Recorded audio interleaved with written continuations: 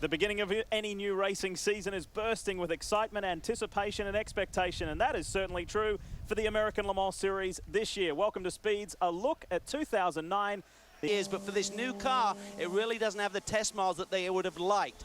Testing has been hampered over in Europe, so they come here with a few. Going to see that car in that group in G. He's a little bit of an advantage in one way, even.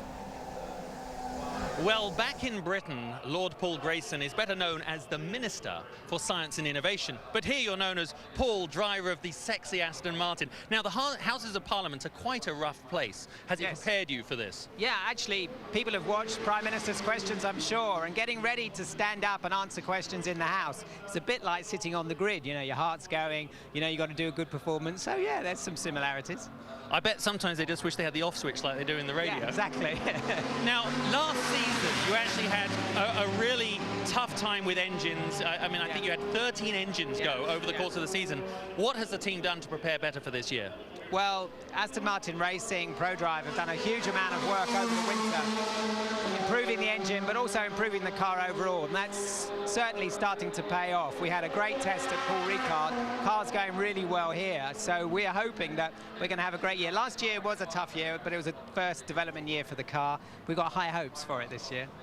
One last question. It's very tough for people to imagine how difficult Sebring is to come to. A lot of people are sitting at home thinking, I could do that. It's I drive one of those. Sitting down, how tough can it be? Yeah. There's amazing competition out there. Some of the fastest drivers and cars in the world. What's it like?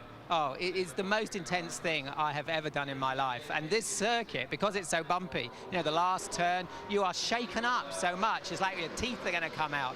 And doing that here with the prototypes going past, you know, an 80-mile-an-hour difference in speed to what you're doing, and you're going as fast as you can, but against some of the best drivers in the world. It is the best. Really world-class. Well, shaken, but definitely not stirred. Back to you. To go from GT1, Penske and the Porsche wins. Going to be the first that gets the AM Eastern, yep, the 57th running of the Mobil 1 12 Hours of Sebring, presented by Fresh from Florida, 10 on Saturday morning. And then coming up next is Acura's Pro